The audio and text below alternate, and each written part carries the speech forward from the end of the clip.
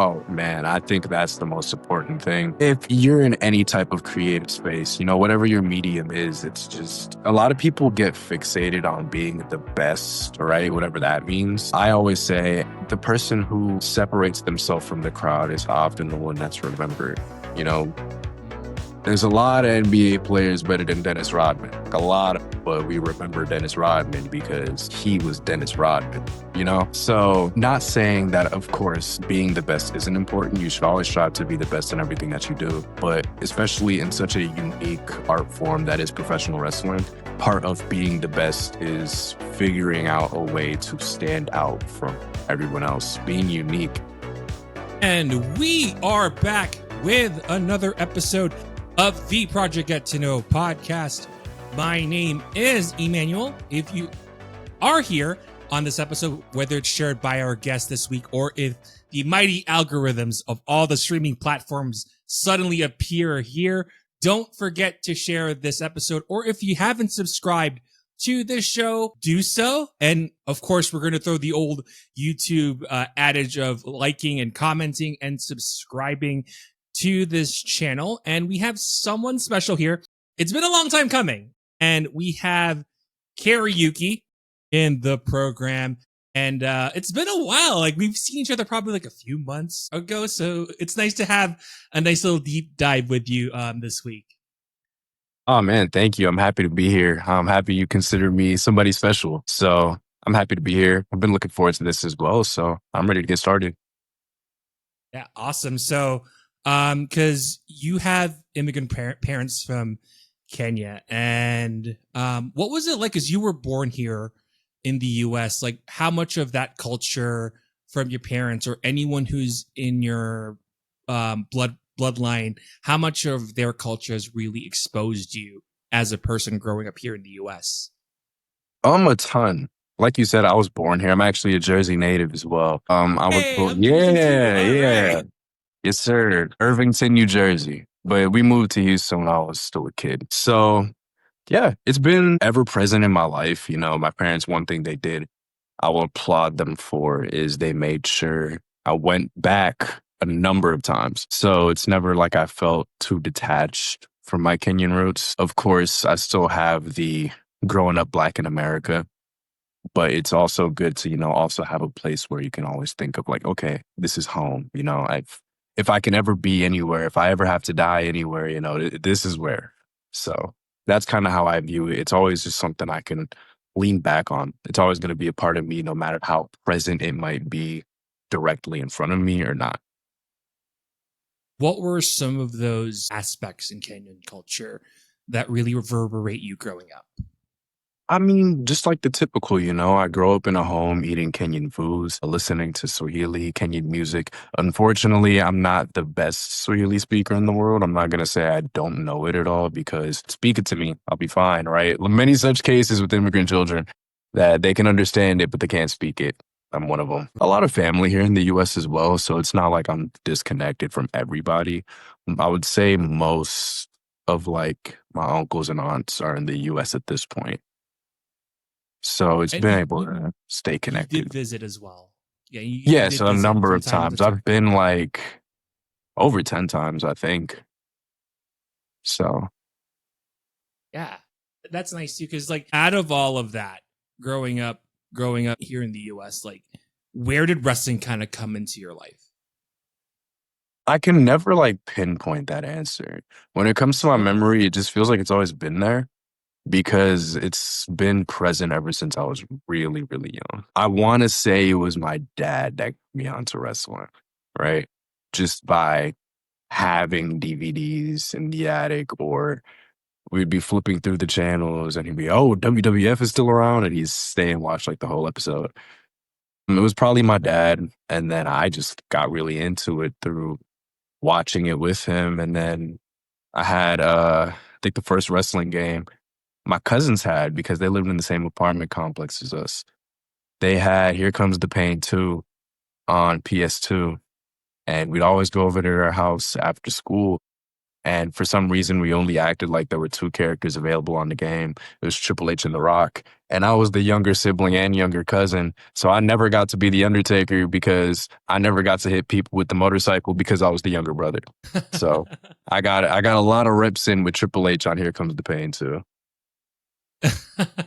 Because I imagine you're like, how come you're locked behind the character? Right. Like, And like Undertaker was Shawn my Michaels? favorite wrestler, right? So I was always like, I want to be Undertaker. I want to be Undertaker. They said, no, I want to use the motorcycle. So I got really familiar with Triple H's moveset early on. You're like, well, this is what I got now. I have to settle with what I got. Right. Had to just accept it. Oh, goodness. Because I think throughout that time, and for you to be the fan, and for you now to say, let me give this wrestling thing a shot, what was the one spark that made you want to train as a wrestler? There wasn't one, I'll be honest. So I also grew up doing martial arts, right? I was primarily jiu-jitsu. And as I went through school, eventually I stopped doing it because I shot up in height, and that's not really the most advantageous thing for jiu-jitsu. Right. I started playing more organized sports, started playing basketball, football, track, things like that. Went to college, got a degree, got a job, moved out to Austin, and I'm like, okay, I want to find a way to get more physically active, especially now that I'm not going to have like an organized structure keep me that way. I was like, let me get back into martial arts. And I was thinking about starting Muay Thai. So I look at Muay Thai gyms. And as you know, there's a Muay Thai gym right next to AAPW. I go check it out. And then next door, I see wrestling rings. I'm like, wait, what the hell is this? And I walk in the door and it's people doing, professional wrestling training. And I was like, you know what, this is cooler. I think I might just do this instead. And it felt like in the moment such a like divine timing thing almost. It was almost too random to ignore.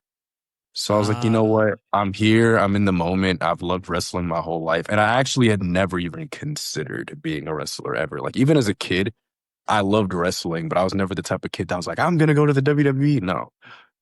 And now I was there. I was like, how many opportunities are you even going to get in a wrestling ring? Why not just do it? And I joined that day. It was like my 4th day in Austin, I think, too. Wow. So it's very immediate to where you're like, you know what? Screw it. I'll give it a shot. And Pops being a pivotal figure in wrestling, and to give you the tour of what the gym is and whoever student is there to help you out, what made AAPW such a special thing for you to say, I'll give this wrestling thing a shot? Kind of like I was saying, it just felt so like I didn't plan on being here at all. And now I'm talking to the owner of a wrestling school about being a wrestler. I think I should, take this as a sign. It's starting to feel that way a little bit. And then, of course, like you said, Pops being who Pops is, he was able to sell the idea really well. He gave me the whole tour of the gym. Granted, I didn't need that much convincing at this point, but he gave me the tour. He told me with the people, he's helped train in the past, people he's worked with, guys I'm already familiar with just as a fan. So that was immediately like a good sign to me. Seemed very reliable. He seemed very believing in me from like literally the moment I was in there. He was like, yeah, you could definitely be something. So I'm strongly urging you to consider it. And I mean, again, I didn't even need for him to tell me that. At this point, I was already sold. So with all those stars kind of lining up, it just felt like I would be pretty dumb to walk away from this in the moment. The stars must have been aligned at that point. And your first day, just walking inside, and this is like your first day in training. What was it like just being there for the first time that isn't the tour and you're actually being involved in learning how to be a wrestler? It's cool to just see. I always feel like I never got this big shock of being on the other side of professional wrestling, from being a fan to a worker. It was never any big like, oh my goodness. Just I grew up an athlete, so I was used to the workouts. I'm not gonna say it's not difficult or anything because it is, but I at this point in my life had been used to, more high intensity workouts and things like that. Now we start talking about things like taking bumps and running ropes. Oh, that definitely took a lot of adjusting, right? Because Mm, it is what it is. But yeah. yeah, I mean, I was just really happy to be a part of it. For a while, still am, but for a while it was an overwhelming like I didn't really question much. I was kind of happy to be there, you know? Oh, you're just taking everything in stride, and just like Yeah. if there's something that's kind of like really hard, you just have to adapt and get used to it, and then your body or whatever you're going through will get used to it, and now you're at that level of what you need to do to like really just push yourself in terms of how you're training in wrestling. Yes, I think in general, I like to think of myself as a person who thinks more in the long term. So whenever something's hard or like difficult in the immediate, I always think, look, this is my first time doing this. I'm in a room full of people who have all done this for the first time before. And everybody said the same thing. Oh, yeah, when I first did it, but you get used to it. So Mm. I'm very much, trust the process. I like to just throw myself in the water and figure out how to float to the top. So yeah, not really. It's just not a lot of thinking involved with it, to be completely honest. Just following the path that seems to be laid out in front of me. Oh, okay, that's cool. Because like, and having AAPW, because the one thing that I noticed, especially as school itself, like to have that big family aspect of everyone is out there looking out for each other. Did that help in pushing yourself forward while everyone else is getting to their levels in their training over at AAPW? I think, especially like right now, that is the biggest thing that's helping me. I can sit here and say it's because I'm such a great worker, or I can sit here and say it's because people just want to book me and things like that. But that would be pretty dishonest, not saying that these things aren't true, but every door I've gotten in to this point has been because somebody has brought me in with them. And I'm going to shout out a few names here for people who have gotten me in places. Ollie Summers, Travis Cuddy, Daniel Ryan, Mokele, Luke Cameron, and probably so much more that I'm blanking about right now. These are guys who have, taken the time to make sure that I'm getting the recognition that they feel like I deserve, and making sure that I'm being positioned in the right places to be successful. Because again, I walked in blind, especially with the Texas indie scene before I started. I didn't really know that much about it. Historically, yes. History wise, I could sit here and tell you, oh, I know these guys came from Texas. I know these guys came from this region. But like, as for the current product, wasn't that caught up. So I'm really grateful to these guys who had already been, working the scenes themselves to make sure that my process has been easier than maybe theirs was, and pay that forward. What was the advice that you got from Pops every time? The advice that I got from Pops, I've gotten a lot of advice from Pops. I think the one that sticks with me the most is to know my worth. And this is another thing I feel like Pops does have a lot of belief in me, which I'm very grateful for. Mm. He very much emphasizes like I'm somebody who should, be working the bigger promotions, be working the bigger matches. And he will never let me forget it. He's like, don't let any of these promoters out here make you look stupid or this is that, which of course, that's anybody. But he's always going to have my back. I'm so grateful for him. He's always taught me how to be respectful with promoters and just in the business in general, because of course it's based on respect, and that's a very important factor. And yeah, knowing my worth is probably the biggest piece of advice I've got from Pops. And I hope I'm doing it well. I think I am. I would like to think that I am. Yeah. Because I think what's nice too is because your name Kxriuki is a play on your name, and where did that actual the actual layout and spelling of your name Kxriuki? Um, God, I'd be lying to you. Like, I know it has a meaning, and I remember that it did. I've been using Okay, all that right. spelling since I was like 14, right? But man, I haven't been 14 in a long time. I couldn't tell you why I originally did it, but Fair it enough. stuck, and I've just been rolling with it since. Because I think like the X was like it's very much like it's very millennial. Because I remember seeing X's when I was in like high school and then coming into like early college. Like the X has been such a common thing all over like with names with everybody, and it's like because I saw the X, I'm like that's like something that I would have done when I was like in college. It's like what is this? Yeah, I remember there was a mix of meanings for sure. One of them coming from, Malcolm X changing his last name to X, reclaiming his own name. Another one that was big for me is he's a producer. His name is Knowledge, and he spells knowledge instead of the O. It was the X, and I also thought that was cool. So I'm pretty sure those are the two main sources. But I'm sure I have a reason written down somewhere. It's somewhat it's a foundation. That's what Right. it means. Yeah, it's a conglomeration of a lot of things, but There you go. rolled with it since then. Because I was thinking how like because all of your time in training and going to your debut, do you remember who you faced and what was it like with all the training that you've done? You're actually doing the actual applications of what you've learned. Yeah, I mean, my debut was only like what 8.5 months ago, so it's not like it was that long ago. I remember it. It So was it's against like American Eagle. yesterday. Yeah, right. It was against American Eagle, and it was a singles match. And I don't remember a single thing we did in that match. I'm gonna be completely honest, because I've never had such like an adrenaline peak in my life. Oh, that's okay. I get out the curtain.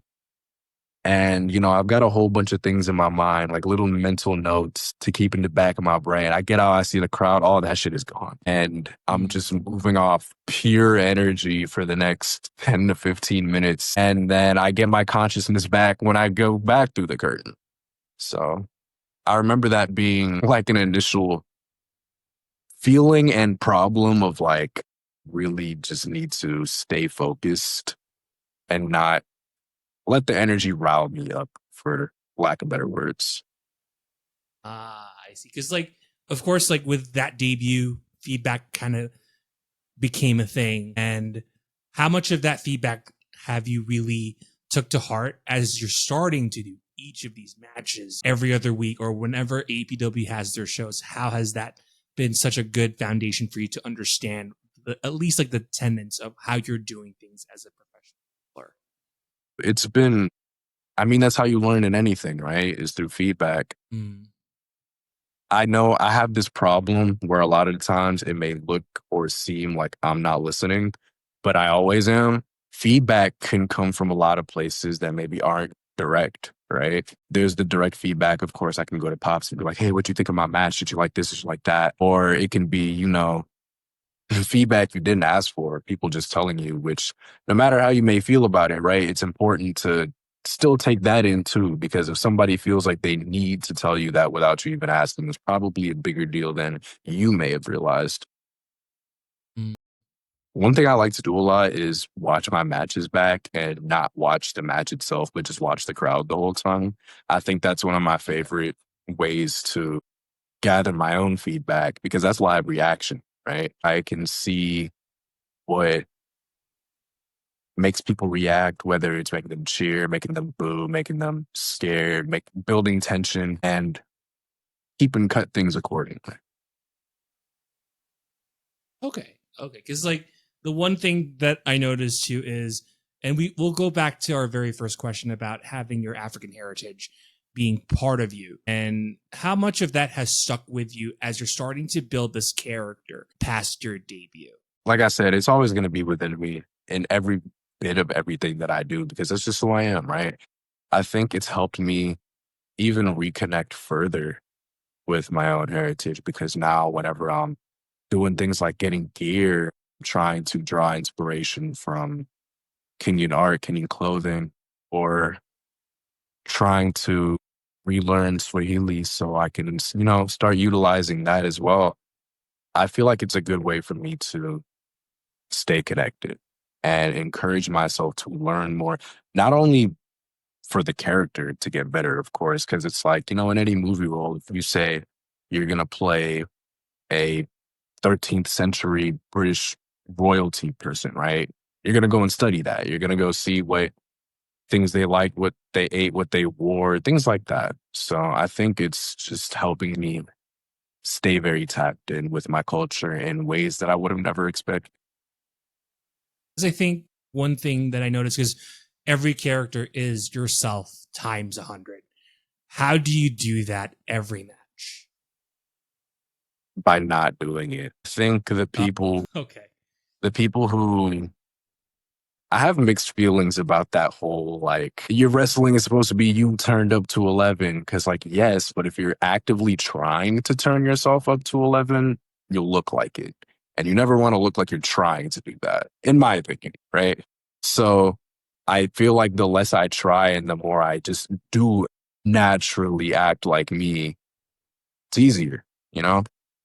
When you move off of instinct rather than things you may have planned to do because this is what your character is supposed to be in some type of boundaries that you made up yourself, you know? Just go out there and be you. If it is supposed to be you turned up to 11, that's just you. So, Because it tends to, and I kind of sense like it's superficial because it's Mhm. really pushing yourself hard without really knowing who you really are, and you're just this guy in the ring who's like, oh, I am this, and it's like it's not organic. Let's just say it's not organic to just Exactly. push And that even the character concept of out of control. trying to be yourself is an oxymoron, isn't it? Like, why would you have to Yeah, try to be something you already are? yeah, because it's kind of interesting because the work that you've done, and because that the one thing that I kind of admire, and you kind of gave it away with, especially with the gear that you have. Let's expand on how was that inspired to have all these outfits, and how do you make that into your own? Because oftentimes there's a nod to a gear somewhere, but how do you make yours individual compared to whoever is going to have gear down the line on who you're working with? Wow, what a great question. So, firstly, the two sets of gear you've probably seen me wear as of today, I'm retiring them both because I got two new Okay. sets of gear that I feel are just so much better. Um, when it comes to like wrestling gear itself, I'm simple. I just like things that look, you know. If I feel like something looks good and it of course would make sense for my character, right? For example, so the gear I wore Saturday at Heatwave is a white and gold with a lot of silver lining because, royalty. A lot of the time, especially in East Africa, royalty would wear white. So ton of gold there. So there was the alignment there. And also just, who doesn't love Mystico? I think he's one of the coolest looking Yeah, wrestlers ever. that's what I noticed. Yeah, that's what I Who noticed. doesn't like Shawn Michaels at WrestleMania 12? I Yep. think white and gold is a great color combination. And I just want to be one of the many people who do it right. When you had the alien sunglasses, like where did that come from? Oh, those are just again, I like things that look cool. I already had those sunglasses. And one day I was like, you know what? I should wear glasses during my entrance. Which one should I wear? And I scanned all the glasses I had and I was like, I'm pretty sure nobody else has these. And they stuck. So I just kept wearing them. Yeah, it stuck for a while because that's what I like about how everything kind of pops out of nowhere. And it's like, and again, it's only you, and that's what matters, especially in how you're doing things in the ring, is to set apart from everyone else within the scene itself. Man, I think that's the most important thing. If you're in any type of creative space, whatever your medium is, it's just a lot of people get fixated on being the best, right? Whatever that means. I always say, and my cat might run into the frame a few times here, sorry. I always say the person who separates themselves from the crowd is often the one that's remembered. You know, Mm. there's a lot of NBA players better than Dennis Rodman, like a lot of them. But we remember Dennis Rodman because he was Dennis Rodman.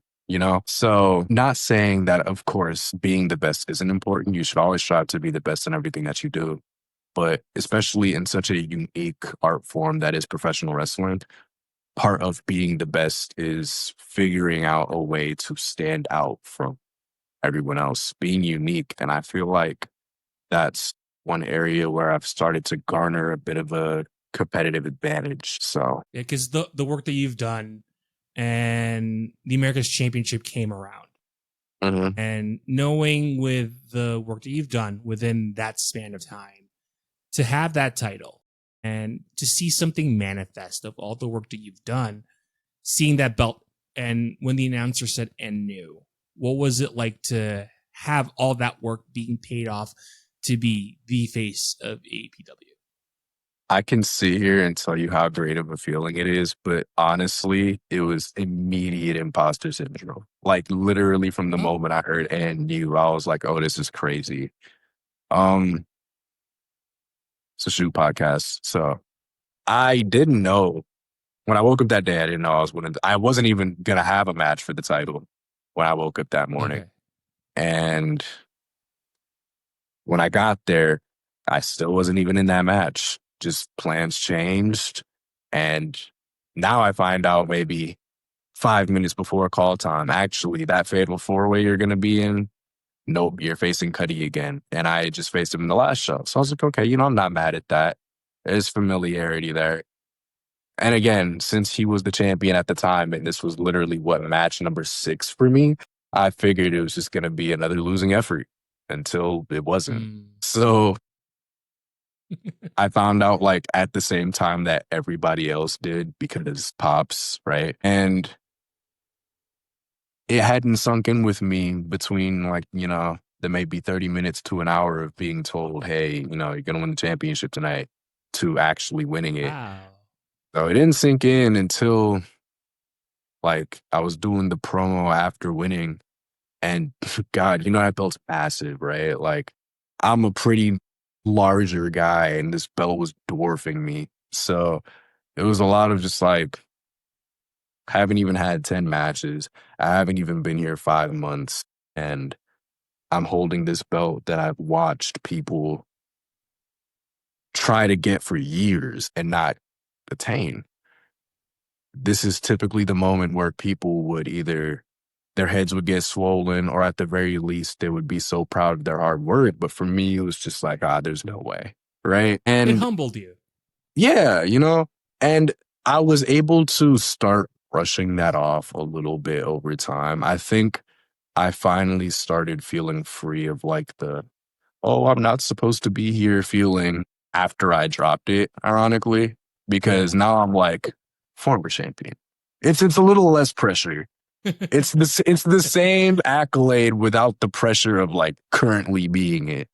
So I think this time that I've had since losing the championship actually has been the most productive in terms of just like finding myself as a character and also garnering that confidence that comes with the things I've achieved in such a short amount of time. Yeah, because at the same time, you graduated during your run too. To have that paper and saying you're a professional wrestler while you're carrying the title, um, did it? Was there any difference in how you reacted? But at the same time, you have that title on your waist, and you graduated at the same time. Yeah, so I mean, you've seen the graduations, right? I wasn't thinking nothing but like, damn, my body hurts, but I'm a professional wrestler now. But yeah, it was cool to graduate as champion. I won't lie, because I was the first student to hold the America's Championship in a while. I don't know exactly who the last person was, but it Mm. had been a minute since a non-graduate had won it. So to then be that person to, I guess, break that streak and graduate with the title. And I had my first outside booking. I graduated on a Wednesday. My first outside booking was that Sunday, and I was still Mm. champion. So I was doing my first like road trip by myself, also, mind you, to the Valley. It was for Combat Cult, right? It was a Sunday. I Wow. know, Sunday.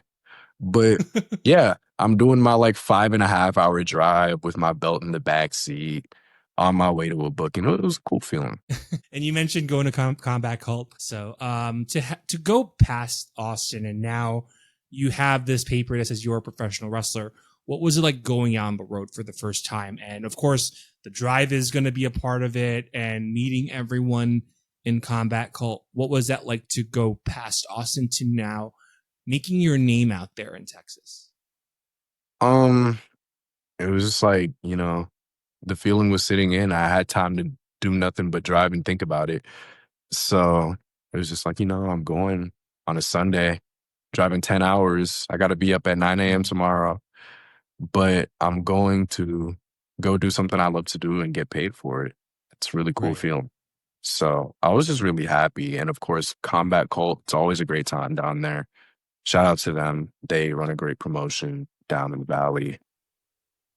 I was really happy with the match that we had. I was in the main event with Sean Jones and Downtown Felix, had a cool little triple threat. And that was my first experience as like, being a professional wrestler, working outside of my little school home. It's an experience on its own, but also you've had your time in TWC. And shout out Haley, because Shout out Haley. she's very, very cool to interact with when she's not in the shows. But to have, was it in Corpus or was that in Austin? It was in Corpus. Oh, it's in Corpus. Okay, cool.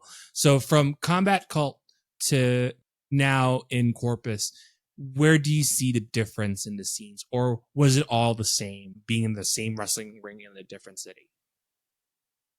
I mean, I think going to every promotion's different because everybody just does things different ways. And this is not a comparison by any means. I enjoyed my time in Combat Cult great. I really loved my time down in TWC, and I'm hoping to work with both of those companies again. But, like I said, every promoter is different. Every promotion's different, and it comes with their own, like, pros that I'm really great for. Yeah, and of course, going down to TWC with people that I'm familiar with also helped, right? Okay. That's good. Ollie was on that card. Danny was on that card. Houston was on that card. T.Y. Shane, Capitino Jones. So it's people I knew. I was very happy to be there, just to be in the same room with a lot of people that I respect so much as both my peers and my elders. It felt like I do belong here type of thing. So right. That was nice. It's that sentiment because Danny had that sentiment like, I'm not in the ring with you, you're in the ring with me. And that sets the bar on how you're doing things working with someone, whether it's at APW or in Combat Cult or in TWC, like to set yourself up that you're in the ring with me. All right, let's get it on and get it. Right. And I feel like that's something that I would say I've been doing a decent job with, just understanding that I'm getting into certain rooms for a reason and so early on at that. And I just need to trust the process of like not garnering such a heavy imposter syndrome like when I won the championship. If I can just allow these things to happen and accept them for what they are, I can ride the wave of momentum that I'm on. So I'm just trying to do my best to stop resisting it by any means and just let it happen.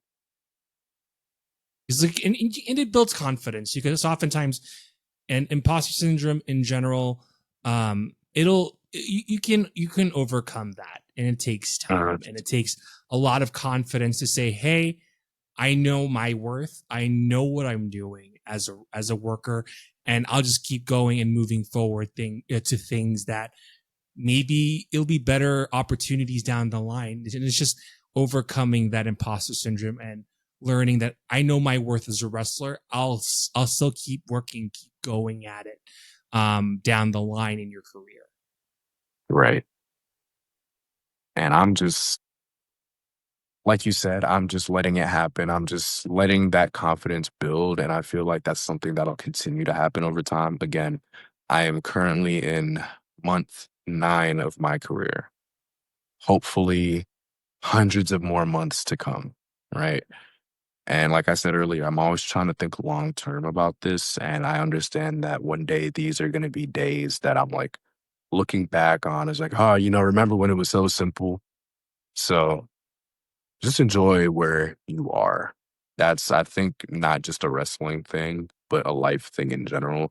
Because we always end up doing the inevitable. This time period was so great, but when you were living it, you're stressed out. You may have felt miserable. You may have felt like this was the hardest thing in the world, but 2-3 years later, you're like, oh, I wish I could go back to that. So just trying to enjoy Yeah. where I'm at today.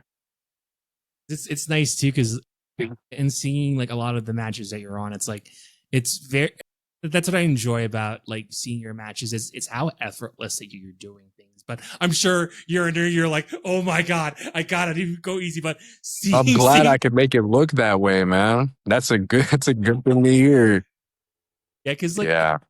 I think also like because we went to McAllen, now in Corpus, and now we're going to San Antonio. And you debuted in was it your debut at United 210 It during was that? my debut in United Okay, 210. nice. Okay, that's cool. And seeing Stash and seeing Rob, and what was it like to now traveling to these multiple cities? And what were some of those lessons that you've learned now that you're on the road so much and now you're going through these different parts in Texas, working in these different promotions? Um, this is gonna be like the vaguest answer ever, but I do genuinely believe Go it's for what's it. been helping me out so far. And this is a lesson from Mr. Danny O'Ryan is just literally just be a good person, right? And things will just kind of come to you. I have been so lucky to have the connections and people who have invested in me and poured time into me. Lil Evil is the one that really helped me set up the United 210 debut. He talked to Stash on my behalf and forever thankful to Adam for all the things that he does for me. And it was a great time to be there. I rode up with Ollie because he was booked in a triple threat and in the Rumble. And Ollie was so nice to give up his spot in the Rumble so that I can have a debut.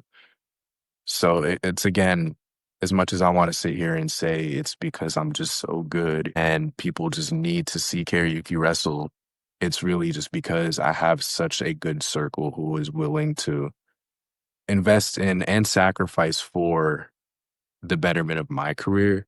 And Mhm. man, I can't even put into words how grateful I am for everybody who's done anything remotely similar, you know? So make good friends, overall lesson.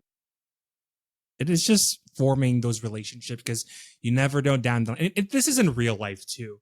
Like you Hmm. don't want to burn a bridge and then suddenly you come back to it and that river is just left there, not a bridge. And you don't want to light a set of bridges just so that you never know when you're going to come back to it. It's one of those things. It's funny how like your story lines up with walking into a Muay Thai gym. You're an AAPW, and then you have all these guys helping you out to go into your career and how much of that support has really brought you to where you're at in months because most of those promotions it could take years but to have 9 months and you're already on the road that's like a unicorn in a wrestling career whether it's you or someone else but to have those months and progressing where you're at is it's quite eye opening for sure. Thank you. This is something that I've been getting a lot recently. I trust me, I feel the same way. I do recognize how like, maybe unusual of a situation this might be, but I feel like that's just kind of been everything I've done in my life. I've always moved at like an accelerated rate or whatever. Me, Mm-hmm. I'm just trying to do the best that I can.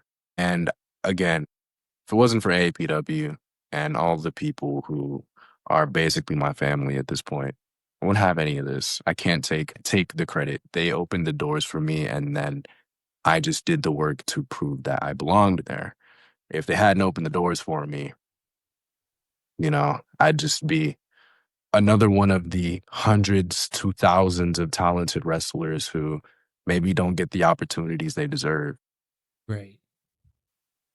As, good or impressive as I may have been in these past 9 months, I truly owe it all to the people who have taken the time to help me really grow into this position. Whether it's things like getting bookings or even just helping me become a better worker, training with me, teaching me things that maybe they took years to learn, you know? So it's more than Yeah. just the opportunities that they're getting for me.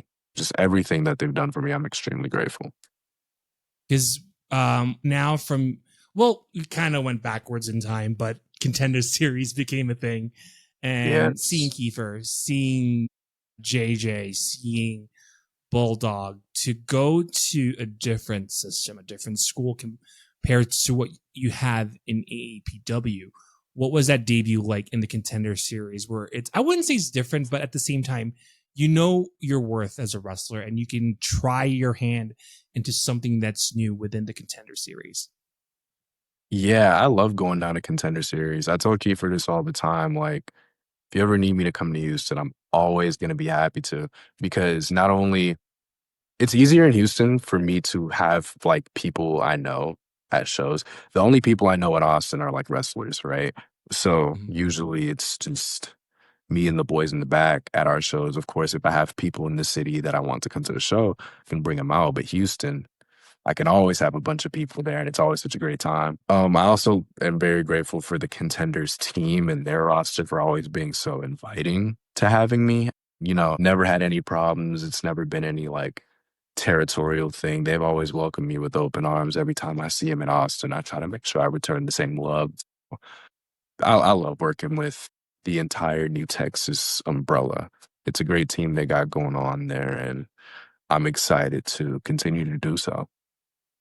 What makes New Texas such a special place too? Because I think APW will have its place. You have a home there, but to have the Contender Series and under that New Texas umbrella, what makes it special for you as someone who's growing in the business? You know, especially in the Texas area, you see New Texas as a scene where, you know, a lot of guys are at, a lot of guys that you may want to have a match with, a lot of places that you know, may want to be will come through that New Texas umbrella. They're doing a lot of great things and making a lot of big moves. Oh, they were in Vegas for WrestleMania weekend, things like that. That's one of those spots I feel like everybody across the state's always fighting for. So it's, again, like you said, to be so early on and already be working with their team under that umbrella, especially, you know, making these appearances at Contenders. I'm grateful. You know, I'm glad that Kiefer sees something in me to keep inviting me back. I'm glad that it's just another window, another door that I've been able to be welcomed into. And that one, I owe a big thanks to Mr. T Ray for getting me in the door. That was all T Ray. All roads lead to Thierry at this point. All roads at AAPW lead to T Ray. Every single one of them. Exactly. My goodness. The year is almost done. It's October. Holy Isn't crap. that It's crazy? October. Yeah, I know, right? The year's almost done. And for your career or any personal goals that you've done in that you are going to be done in your career, what are some milestones that you're looking forward to for the rest of the year? It's a good question. I'd like to get as many debuts off, keep stacking those up. Perhaps maybe get a new Texas Pro debut off now that I've worked a couple Contender Series shows. That's good. Hopefully the right people are watching this. Um They'll be here. They'll be Barach here. Baracho as well. I would love to work with Baracho.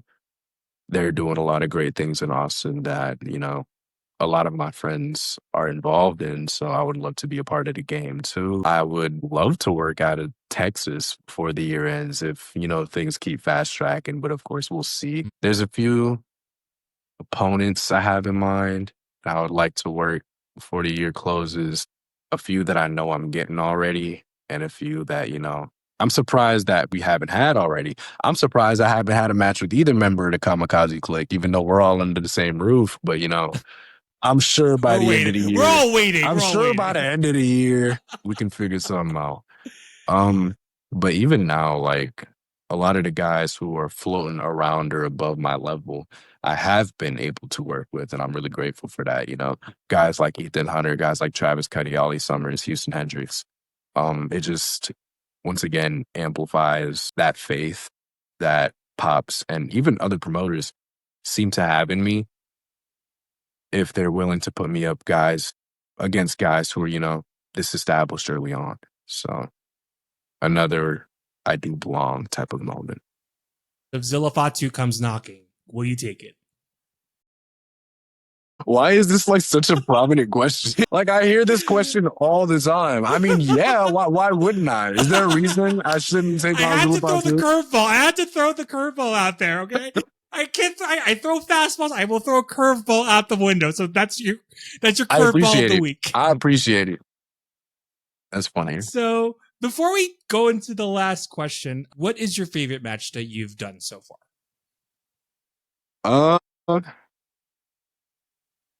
It's a good question. I would say either a fatal four-way that I had at Texas Contender Series against LVJ, Devin Carter, and Just Nick.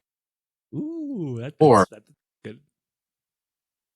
hmm, out of the seemingly infinite matches I've had with Travis Cuddy, I would say the first one that we had was probably the best one. I That feel was like it. that's the first match I had where I shook off like the beginner nerves because I mean, being in the ring with Travis Cuddy is also just it's a unique experience in itself. There's just a lot of shit going on, you know? And that was one of those moments where I definitely feel like I got thrown in the deep end, but I proved I knew how to Mm. swim. So, Because I think Travis is kind of that interesting character too. But for you to, because I know you've had so many matches over the span of time, how much did you refine each other while still learning how they're doing, how you or Travis are doing things in the ring? Because that's kind of like an iron sharpens iron with every match that you've had with Cuddy over that span of time. oh, that's a good question. I've never really thought about how I've refined him. I think it's been more so the other way around, just given that, Oh, you that's know, good. he's been doing this longer than I have. It's one of those things that it's probably just subconscious, you know? It's an experience thing. The more reps you get, the more you just kind of clean up here and there, for a lack of better words. And I feel like while each match definitely did progress and get better, the first one was definitely the biggest jump in what I feel like was my ring performance at the time. So, And then from there, it just builds up. And it's like, it's just yeah, these small increments that build over time right. as you face them from time to time. Yes. And also, it's whenever you have the same match with another person, it urges you to be more creative because you don't want to you don't want to keep having the same match over and over, right? So I'm sure there's plenty of moves for sure that the first time I used it was against Cuddy. And there's actually I could say the same for him too. There's plenty of moves that he tried on me for the first time that he still uses now. So that's been a pretty cool thing to see. That's pretty cool. So we're on the top of the interview mountain, and I'll ask this question. And with the life that you've had and the journey that you've gone through, both as a person and as a wrestler, if you can rewind that. If you can hang out with an adolescent version of you, what would that person be like hanging out with? The adolescent version, what would he be like? Correct. Yeah. So you're in their shoes. I'm the adolescent Yes. looking at me today.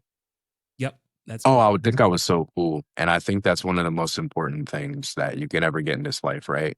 How would younger me view me? And I think younger me would think the fact that I'm wrestling is like the coolest shit in the world. The fact that I've been able to properly pin down like just who I am and how I express myself.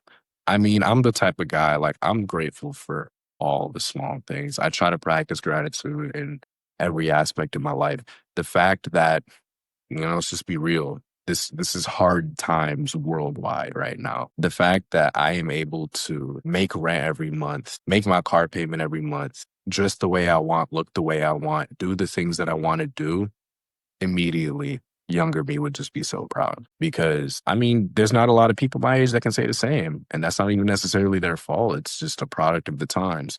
So I would be very proud of older me, or I guess current me, and I would think I was pretty cool. And I think that's one of the best metrics to gauge how your life is going. Yeah, because we'll reverse the roles. So if you can share current you to your younger self, ways of showing gratitude, and what actions and advice would you give him on giving that gratitude? What would you like to share that with your younger self?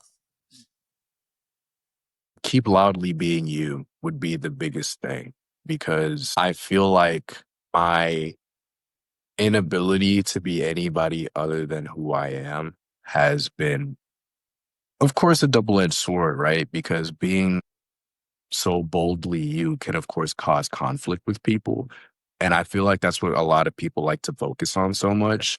But they also don't talk about the other side of it, as how that brings the things to you that were meant for you. You know, the more that you are loudly you, the more the world reacts to that and puts you in positions that, you were always destined to be in. And of course, that's something, as you're being a teenager, figuring out who you are, what your place is, even on this planet. I was always somebody who was bold, for the lack of better words. I was never afraid to take a chance on myself. I was never afraid to be different or whatever. Mm-hmm. I never wanted to be like anybody else. I always wanted to be the first me. And I would say just never stop doing that, because it's making your life pretty good right now. And yeah, I think that would be the main thing. And like, to show actions of gratitude to your younger self, what would that be like, sharing that to? I think like even how I'm living now is just, I also like showing gratitude through action, right? For example, if you want to show that you're grateful that you're able to live where you live, you will keep your living space nice. If you're grateful for being able to have the car you drive, you will keep your car nice and clean and things like that. And I feel like showing gratitude to my younger self would be, by way of lifestyle, by way of, rewarding younger me by loudly being into the things that I was into, deep Right. diving into all of my passions, saying like, hey, thank you for never conforming to, maybe what we're told you should be doing or shouldn't be doing. As reward for that, I'm not going to give up on potential dreams you may have had, because since you stuck it out, I'm able to live the life that I'm living right now. So Yeah, this was a really cool conversation, because I think, and it's a broken record with every episode that I'm on, we only see each other like 5 minutes and then we're like, we'll part ways. But to have this conversation with you and knowing that how grounded you are, which is kind of great to see, because a lot of times I've seen guests that whenever I see someone who's that, I'm like, okay, I want to listen to how your story is. And knowing that within these few months, and knowing that there is a future ahead, and that's everyone's goal, is to have a future ahead in life, but to have it in such a short span of time, that's a unicorn, which I mentioned a bit earlier. So I really appreciate having this conversation with you. I really appreciate you having me. It's even, again, one of these moments that, a lot of people don't even get a podcast invite after working for years and years. So it's good to know that I'm being viewed in the same limelight as other people that I look up to. I have nothing left to give. You have the floor. And where can we find you? Well, social-wise, you can find me on just about everything. Kxriuki with the X, of course, how it's spelled here, on Instagram, on TikTok, Prototype KX on Twitter. I'm not calling it X. I think that's mostly it for socials. And, keep staying tuned, because I've got a few matches on the way that I'm really excited for. And I won't spoil the surprise. We'll keep it under wraps in the meantime. So for those who are watching or tuning in, whether you're on YouTube, Spotify, iHeartRadio, or on Apple Podcasts, thank you so much for tuning in. And we'll be back with a second episode this Friday. So we'll be back on the next one.